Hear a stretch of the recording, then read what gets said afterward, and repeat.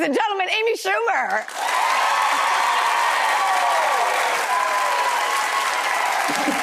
Oh my God!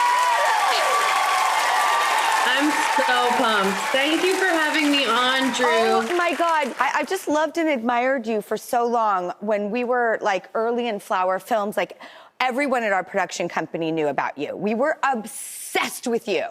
And then you did Inside Amy Schumer. And like, I'm thinking about your life, Amy, and I'm thinking about like, you know, you do Inside Amy Schumer and you write books. And if it's like a pandemic, you're like, I'm going to make a cooking show with my husband.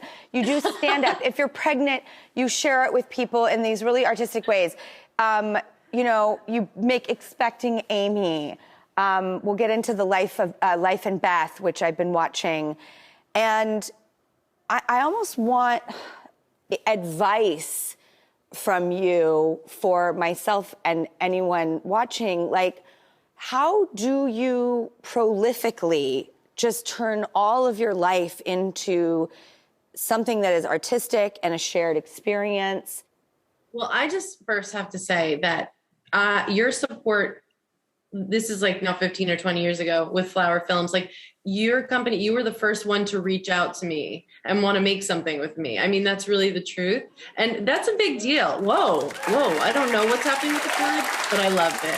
Thank you. But so I really, and we did this thing that it was like a sketch that would have wound up on my sketch show, but we made it together, and it was like about donating eggs, and it was like this really strange little short film that I made with your company.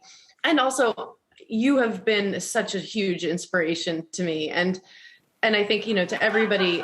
Oh my God, stop, please. And so there is a lot of you in me. Thank yes, you. And I'm sorry that's inappropriate. I want to be inside of you, so that's Please good. Be inside me, please. I need you inside me.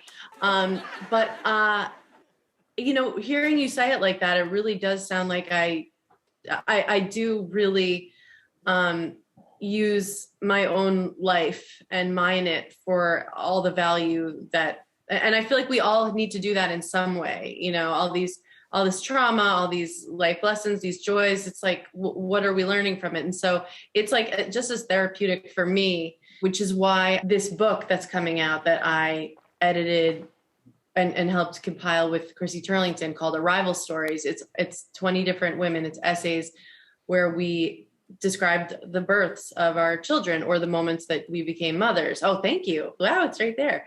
Oh my gosh, I haven't even seen it. Yeah, but we just, that is something that, you know, I think my best friends, we hadn't discussed our births with each other. It's like this thing that sometimes gets like buried. And as women, you're like taught to not really share that much.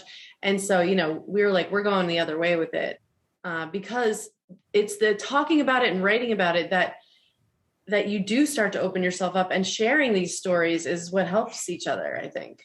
And do you think that you are the person that you put out there? Is there something that would like surprise us about you? Like, you know, what do you do on a Saturday if you have no obligations? What are you doing? Every night we read to Jean, and then Chris and I just watch TV. I heard thruples are trending. I'm just saying maybe I could come in on this relationship, because that's exactly what I want to do, is like read to my kids, put them to sleep, and then binge TV. We have room, and we are ready for this change in our relationship. What are we watching right now? We were watching The Bachelor. Uh-huh. And my favorite thing about The Bachelor is that every time they get to a new hotel, everyone acts like they've never been to a hotel before. Like they definitely get a deal or something, and they're just like, woo! Like, okay, actually, I'll do it here. They're like, the first time they walk in the room, they're just like,